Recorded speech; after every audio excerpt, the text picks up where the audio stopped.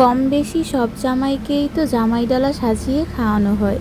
তো আজকে আমি আপনাদের সাথে শেয়ার করব আমার বাবা মা কিভাবে তাদের একমাত্র মেয়ের জামাইকে জামাই ডালা সাজিয়ে খাইয়েছে। হ্যালো এভরিওয়ান, আসসালামু আলাইকুম। আশা করি আপনারা সবাই ভালো আছেন। আলহামদুলিল্লাহ, আমিও অনেক ভালো আছি। আমার হাজব্যান্ড যখন বিয়ের পর প্রথমবার তার শ্বশুরবাড়ি যায়, এটা ছিল তখনকার ভিডিও, তাই ভাবলাম আপনাদের সাথে একটু শেয়ার করি। সেদিন সকাল থেকে আমার মা রান্নাবান্নার আয়োজন শুরু করে দিয়েছিল, আর আমাদের বাসায় ছিল সেদিন অনেক গেস্ট। এই জামাই আদর আয়োজনটা ছিল দুপুরবেলা, তাই আমার মা একা হাতেই সব সামলে দুপুরের মধ্যেই রান্নাটা কমপ্লিট করে ফেলে। আর রান্না কমপ্লিট হওয়ার পর এখানে চলছিল ডালা সাজানোর প্রিপারেশন। এই ডালাতে ছিল 2টি আস্ত মুরগি, একটি খাসির আস্ত লেগ পিস, একটি আস্ত ইলিশ মাছ ভাজা এবং চিংড়ি মাছ, ও সাথে ছিল খাসির মাথা। খাসির মাথা এখানে 2টি আনা হয়েছিল, কিন্তু একটি মাথা কসাই যখন কাটে তখনই কেটে একদম ছোট ছোট করে ফেলে।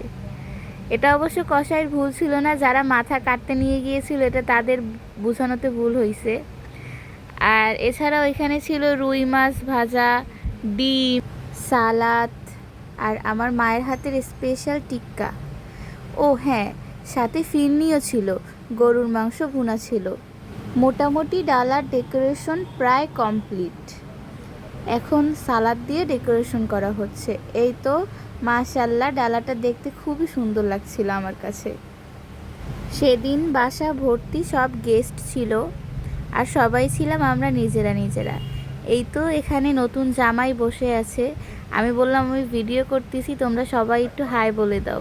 এখানে ছিল যুব ভাইয়া আর আমার চাচাতো বোনের হাজব্যান্ড, আমার দুলাভাই, দুজনই আমাকে হাই বলে দিল। ডালা সাজানো কমপ্লিট হয়ে গিয়েছে, এখন ডালাটা জামাইয়ের সামনে দিবে। ডালাটা খুবই সুন্দর লাগছিল আমার কাছে, কেন জানি মনে হচ্ছিল যে এটা না খেয়ে সারাদিন শুধু দেখি।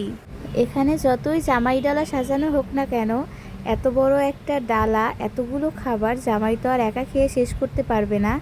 তাই এখানে আমার হাজব্যান্ডের ডান পাশে বসা ছিল যুব ভাইয়া, যাকে ছাড়া আমাদের কোনো অনুষ্ঠানই কমপ্লিট নয়, এবং বাম পাশে বসা ছিল আমার চাচাতো বোনের হাজব্যান্ড, আমার দুলাভাই, আর তার পাশে বসা ছিল আমার ছোট ননদের হাজব্যান্ড।